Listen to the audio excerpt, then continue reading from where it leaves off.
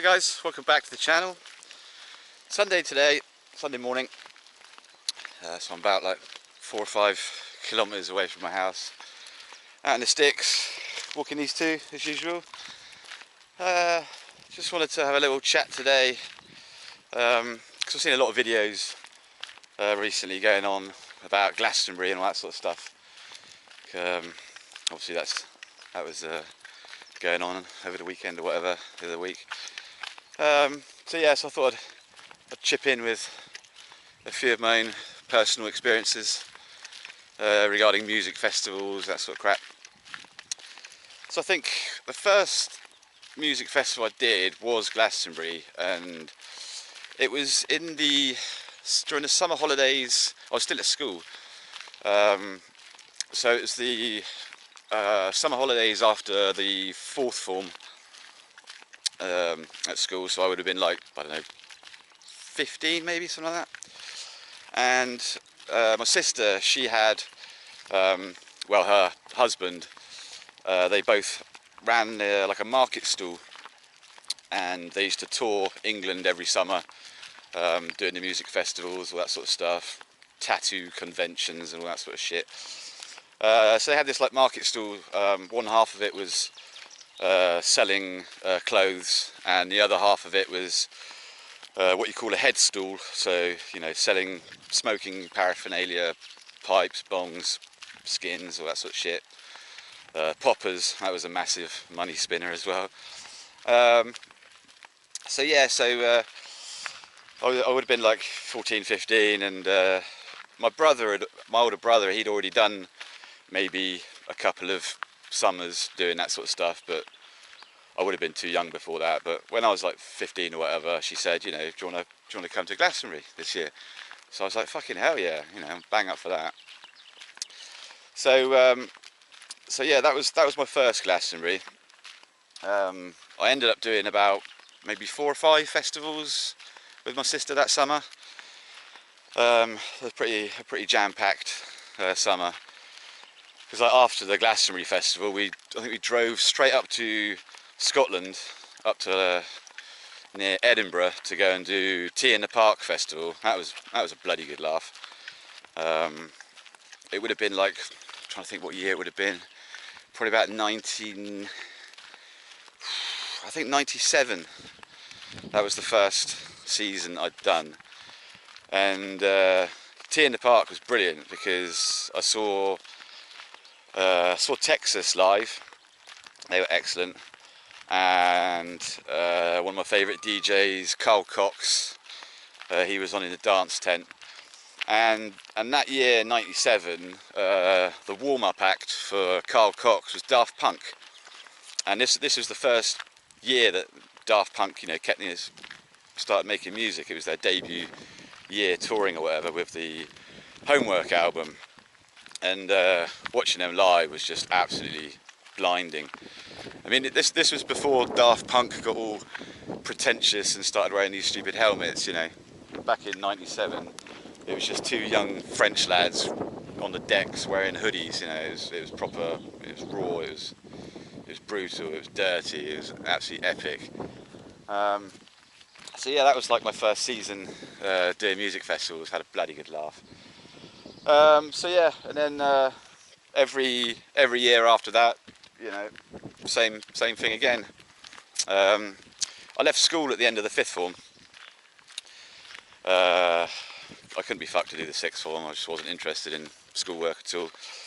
So when I left school at the end of the 5th form after my GCSEs, I think I did the full season then. I mean, Christ knows how many festivals we did. We did a lot. That was, you know, it's good experience. You know, no regrets. Loved every minute of it. And then I think when I must have been, I was probably about 18 or something. I just turned 18, I think. My sister phoned me up and asked me if I wanted to. It's bloody raining now. Fucking hell. My sister phoned me up, you know, asked me if I wanted to do, another Glastonbury, and I sort of said, yeah, I do, but I'd like to do it as, you know, just a punter rather than having to work it. So she was like, fair enough.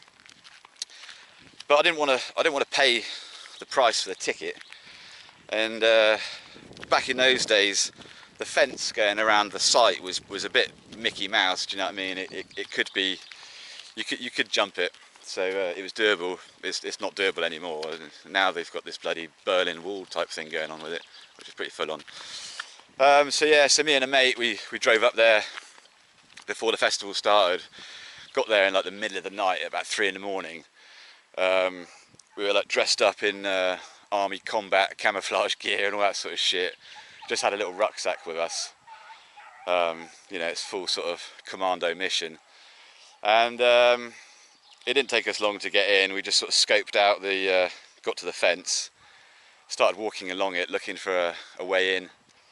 And there was a hole in the fence, which was guarded by like 2 or 3 security guards. And there was like about 30 people just sort of sat in front of it, like mindlessly sort of hoping that these security guards would fuck off and they could go in. But we were sort of stood there for about 5 minutes just sort of umming and ahhing, and we thought, you know, we're not going to get in this way. So we carried on a little bit further, like about 100 yards along the fence, and someone had left like a massive plank of wood leaning up the fence, and we were like, well, that makes life easy. So we just walked over this plank of wood, over the fence, and then there's like a sort of alleyway. There was like 2 fences. You've got like a sort of the main sort of solid metal fence, and then on the other side it's one of those like wire mesh fence. And we were like walking down this little alleyway between the 2 fences, and we thought, shit, we've got to try and get in now, because that alleyway is where the security teams go up and down on their like golf buggies and shit. So we thought, we don't want to get caught in here. So we walked like another 50 yards, and then we found another hole in the wire mesh fence that someone had cut a hole in. So we were just straight through that and then into the festival. Absolutely brilliant. So yeah, that was a good laugh. That was my first Glastonbury as a non-paying member of the public. So yeah, that was good crack. After that, I think I did another season with my sister. And then after that, I think I moved down to the south of France. So didn't do the festivals for 4 years because I was doing the restaurant thing. And then when I sold the restaurant, moved back to England, and a load of my mates were working on this market stall. You might have heard of it. It was pretty famous at the time. A market stall called Joe Bananas. And it was a market stall selling camping equipment, wellies, blankets, all that sort of shit. It was quite a big operation, because the boss, the guy that owned this operation, Lenny, Glastonbury, he used to take like about 3 or 4 different market stalls, so they were dotted around all over the site, and he just used to make an absolute killing. Especially if it rained, we'd get through so many wellies. We used to take a massive semi-articulated lorry full of stock to sell, and we'd normally come back and the thing would be empty. One year we even had to put an order halfway through the festival. We'd run out of wellies because it was so wet, so we put an order through with Dunlop, and they delivered literally a full truck full of wellies to the site. And we sold about half of that as well, so that was full on. So yeah, so I did that for 2 seasons. I worked with Joe Bananas. Epic times. And you know, it was really good, because during those 2 seasons when I was back in England or whatever, I didn't actually have a proper job. You know, I was just doing that in the summer and selling, you know, vast amounts of drugs as well. And music festivals is the best place to do that. So we used to get up to a lot of shit. We used to work hard. We played hard. Made a lot of money. It was really good times. But when you look on the telly now on the BBC at Glastonbury, it's changed so much since then. Because I think the last one I did would have been about 2009 probably. Yeah, and it's a lot different now. It's gotten really corporate, geopolitical. You just see Palestinian flags everywhere, and You know, what's that got to do with music? Absolutely nothing. So I think it's sort of, you know, it seems like it's been hijacked by the whole sort of woke culture, which I think is a real shame, because the whole sort of ethos of Glastonbury before, you know, it's like a sort of alternative, you know, music festival, and now it's just become so fucking mainstream, and you've got all these sort of wishy-washy acts that turn up now. It's like Bruce Springsteen and all that sort of crap. I mean, who fucking wants to go and see that, for Christ's sake?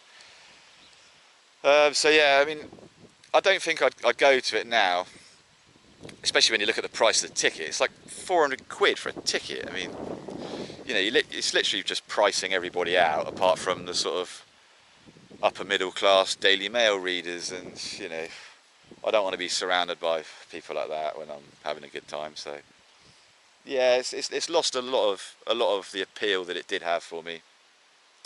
I mean, everyone's different, everyone's got different tastes or whatever, but I prefer the atmosphere how it was before.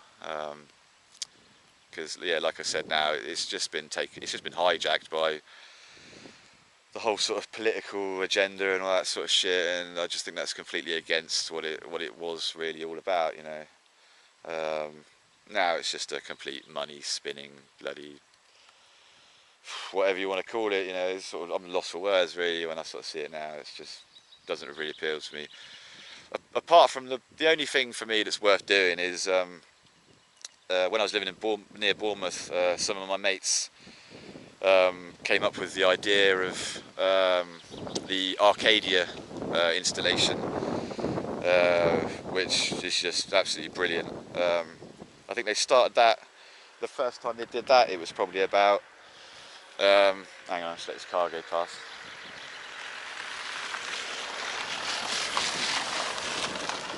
Yeah, the first year they took that to Glastonbury, it was fairly sort of, you know, basic and in its infancy. It was just a DJ booth made out of like an old jet turbine engine, and surrounding that were these like sort of flame throwing sort of streetlight type things that they'd made or whatever. You know, it's all built out of scrap metal and stuff like that. Top quality DJs and burning literally tons of gas. So yeah, I mean, that's come on a hell of a long way now. If you check it out on the internet, it's like a big massive mechanical spider and all that sort of shit, and you've got acrobatic trapeze artists hanging off it, and they built a new thing, the Dragonfly, as well, out of an old helicopter and all that sort of stuff. You know, Fatboy Slim's played on it, all that sort of shit. I mean, they've taken this thing all around the world. You know, they took it to America, took it to Burning Man Festival. They've taken it to just literally everywhere, Australia, Japan. I mean, logistically, I don't know how they do it, because there's literally so much kit that they have to take. So yeah, you're talking about, you know, huge cargo planes full of gear and all that sort of stuff.